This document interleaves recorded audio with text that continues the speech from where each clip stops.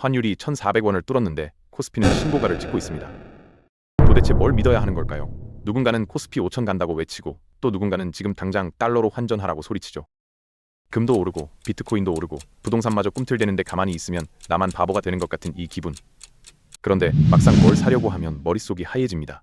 한국 주식을 잡아야 할지 달러를 사야 할지. 오늘 저는 이 막연한 불안의 정체가 뭔지 그리고 당신의 돈을 어디에 두어야 하는지 정확하게 짚어드리겠습니다. 환율이라는 게 뭘까요? 잠깐 상상을 해보죠. 누군가 아프리카 어느 나라의 돈 뭉치를 들고 와서 바꿔달라고 합니다. 근데 그 돈으로 뭘 살 수 있는지도 모르겠고 그 나라 경제가 어떤지도 모르겠어요. 바꿔주고 싶은 마음이 들까요? 안 들죠. 아무리 두툼한 돈다발이어도 쓸 데가 없으면 그냥 종이 쪼가리일 뿐이니까요. 이게 환율의 본질입니다. 그냥 숫자 노름이 아니에요. 그 나라 돈이 국제시장에서 얼마나 필요한지, 그 나라 경제를 얼마나 믿을 수 있는지를 보여주는 성적표 같은 겁니다. 생각해보세요. 미국 달러는 왜 전 세계 어디서든 환영받을까요? 미국 경제가 강하고 달러로 살 수 있는 것들이 넘쳐나기 때문이죠. 석유를 사려면 달러가 필요하고 애플 제품을 수입하려면 달러가 필요하고 미국 주식을 사려면 달러가 필요합니다. 수요가 넘치니까 가치가 유지되는 거예요. 반대로 한국 돈을 아무도 안 받으려 한다면 그건 한국 경제에 대한 신뢰가 떨어졌다는 뜻입니다. 원화로 살 만한 게 줄어들고 한국 기업의 경쟁력이 의심받고 미래 성장에 대한 기대가 사라진다는 신호죠. 지금 환율이 오른다는 건 단순히 숫자가 변한 게 아니에요. 전 세계가 한국 돈의 가치를, 한국 경제의 미래를 어떻게 보고 있는지를 적나라하게 드러내는 겁니다.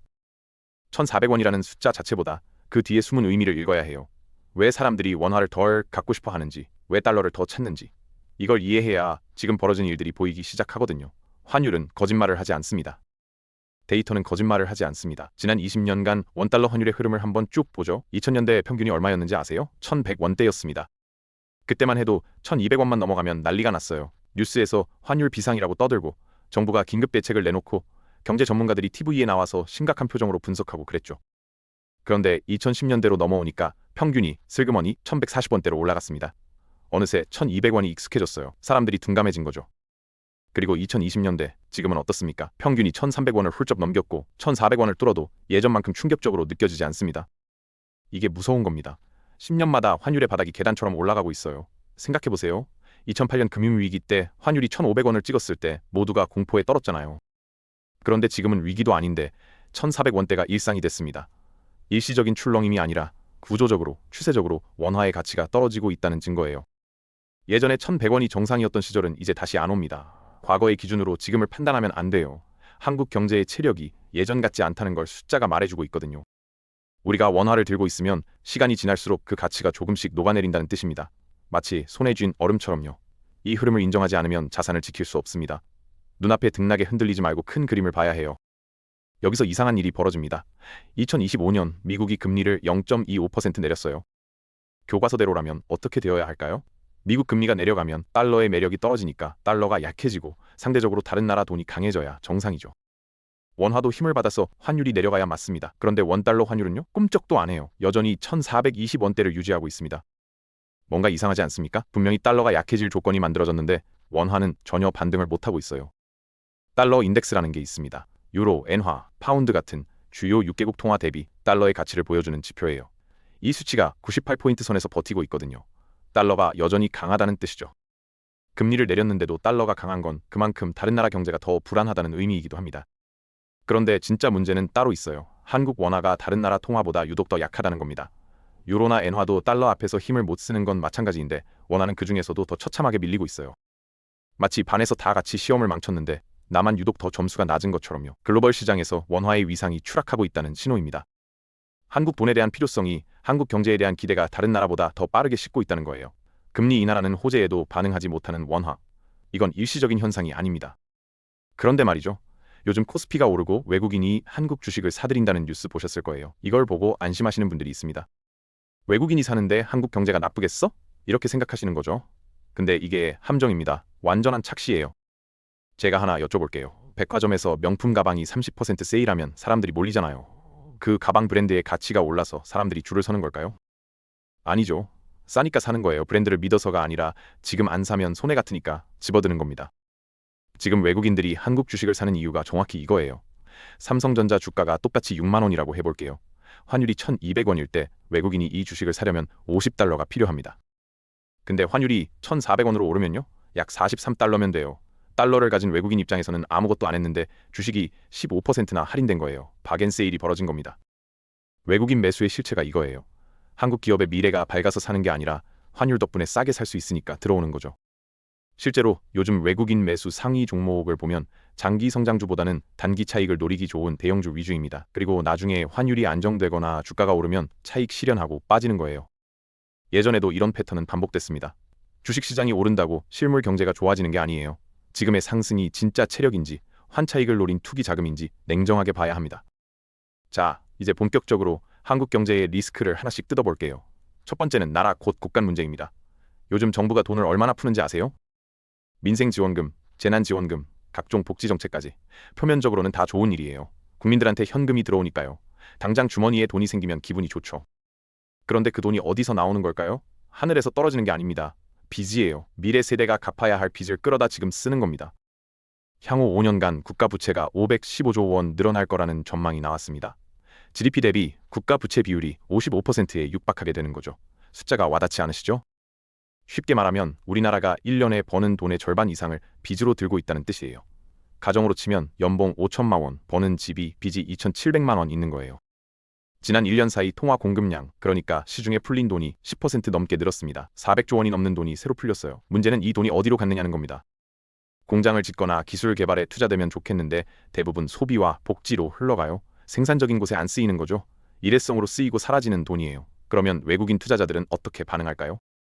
이 나라 재정이 불안하네, 빠지자, 이렇게 되는 겁니다. 외국인이 빠지면 환율은 더 오르고 원화 가치는 더 떨어지는 악순환이 시작돼요. 빚으로 버티는 경제는 결국 한계가 옵니다.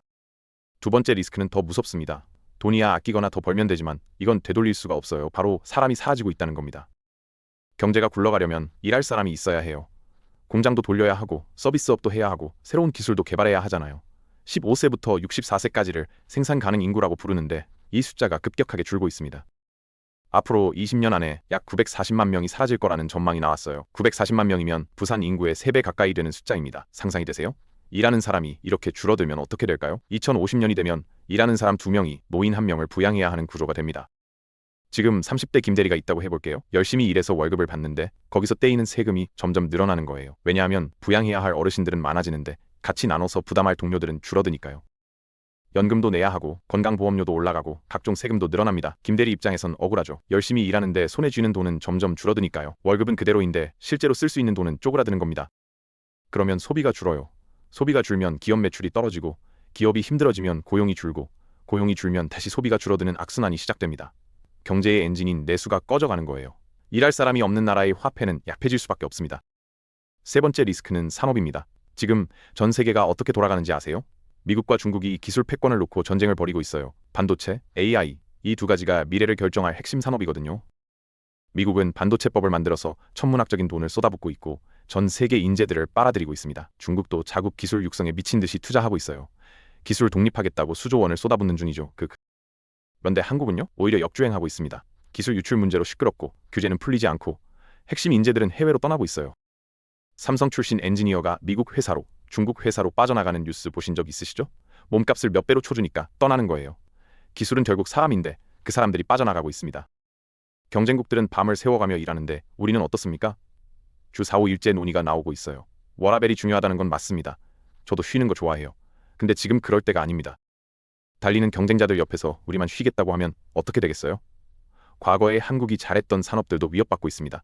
디스플레이는 중국한테 거의 따라잡혔고 자동차도 전기차 전환에서 밀리고 있어요. 새로운 성장 동력은 못 찾고 기존에 잘하던 것마저 빼앗기고 있는 겁니다. 빚은 늘고 사람은 줄고 산업마저 약해지는 이 삼중고 속에서 원화가 다시 강해질 이유가 있을까요? 저는 찾기 어렵습니다. 자, 여기까지 들으셨으면 좀 암울하시죠? 근데 이 구조적인 문제들은 우리 개인이 바꿀 수 있는 게 아니에요. 정부가 바뀌고 정책이 바뀌어도 하루아침에 해결될 일이 아닙니다. 출산율을 올리고 부채를 줄이고 산업 경쟁력을 키우는 건 수십 년이 걸리는 일이에요. 그렇다면 우리는 뭘 해야 할까요? 손 놓고 당하고만 있어야 하나요? 아니요. 답은 하나예요. 내 돈만이라도 안전한 곳으로 옮기는 겁니다. 저는 이걸 자산 이민이라고 부릅니다. 몸은 한국에 있어도 돈은 더 나은 곳에 둘 수 있잖아요. 지난 30년간 코스피, S&P 500, 나스닥 수익률 그래프를 비교해보면 눈이 번쩍 뜨여요. 코스피는 30년 동안 거의 제자리 걸음입니다. 오르락내리락은 했지만 장기적으로 보면 처참해요. 반면 미국 시장은요? 우상향 그래프를 그리고 있습니다. 꾸준히 지속적으로 올랐어요. 위기가 와도 결국 회복하고 더 높이 올라갔습니다. 그런데도 많은 분들이 한국 주식을 고집합니다. 이유를 물어보면요. 한국 사람이니까 한국 주식을 사야 하는 거 아니에요? 이렇게 말씀하세요. 익숙하니까, 뉴스에서 많이 나오니까, 주변에서 다 하니까. 이게 바로 홈 바이어스라는 겁니다. 익숙한 게 안전하다고 착각하는 심리적 편향이에요. 냉정하게 생각해보세요. 약해지는 화폐인 원화로 약한 시장인 코스피에 투자하면 어떻게 될까요? 이중으로 손해를 보는 겁니다. 원화 가치도 떨어지고 주식 수익률도 낮고 감정이 아니라 데이터를 봐야 합니다. 그렇다면 기준이 필요합니다. 어떤 자산에 투자하든 내 맘이지만 최소한 이 정도 수익은 나와야 한다는 기준선이 있어야 해요. 막연하게 오르겠지 하면서 투자하면 안 됩니다. 제가 하나 제안해 드릴게요. 연 10%입니다. 왜 하필 10%냐고요? 지난 40년 동안 S&P 500의 연평균 수익률이 약 10%였어요. 나스닥은 12%에서 13% 사이였고요. 그러면 코스피는요? 7%대에 머물렀습니다. 같은 시간 동안 돈을 넣어뒀는데 미국은 10% 굴려주고 한국은 7%만 굴려준 거예요. 3% 차이가 뭐 대수냐고 생각하실 수 있어요. 고작 3%잖아. 근데 복리로 계산하면 이야기가 완전히 달라집니다. 복리의 마법이라고 들어보셨죠? 1억 원을 넣고 30년을 기다렸다고 해볼게요. 연 10%면 30년 뒤에 약 17억 원이 됩니다. 연 7%면요? 약 7억 6천만 원이에요. 2배 이상 차이가 나는 겁니다. 10억 원이 갈려요. 똑같이 기다렸는데 어디에 넣느냐에 따라 결과가 완전히 달라지는 거죠. 그래서 모든 투자의 기준을 S&P500의 연 10%로 잡으시라는 겁니다. 이게 글로벌 시장의 벤치마크예요. 부동산을 사든 비트코인을 사든 주식을 사든 금을 사든 이 10%를 넘을 수 있느냐를 따져보세요. 만약 기대 수익률이 10%보다 낮다면 그건 좋은 선택이 아닐 가능성이 높아요. 기회비용을 생각해야 합니다. 시간이 돈을 벌어다주는 구조를 만들어야 해요. 이제 구체적으로 어떻게 해야 하는지 말씀드릴게요. 자산 배분을 3단계로 나눠봤습니다. 하급, 중급, 상급이에요. 먼저 하급 전략입니다. 원화로 한국 자산만 들고 있는 상태예요. 월급 들어오면 원화로 두고 투자한다고 해도 코스피 주식이나 한국 부동산만 사는 거죠. 솔직히 대부분의 한국 사람들이 이 상태입니다. 이게 왜 하급이냐면요. 약한 화폐로 약한 자산을 갖고 있는 거거든요. 환율이 오르면 손해, 주가가 빠지면 또 손해, 양쪽에서 맞는 거예요. 리스크 관리가 전혀 안 되는 상태입니다.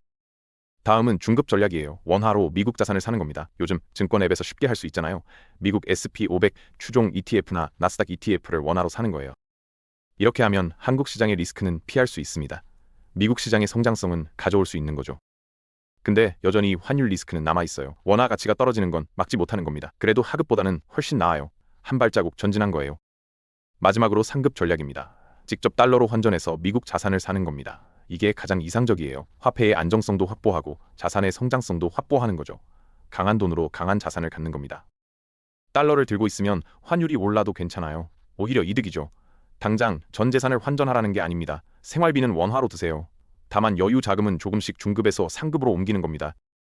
정리해드릴게요. 한국 경제의 구조적인 리스크는 이미 시작됐습니다. 이 흐름을 개인이 막을 수는 없어요. 그렇다면 거기에 맞서 싸우지 말고 내 자산만이라도 더 안전한 곳으로 옮기는 게 현명한 선택입니다.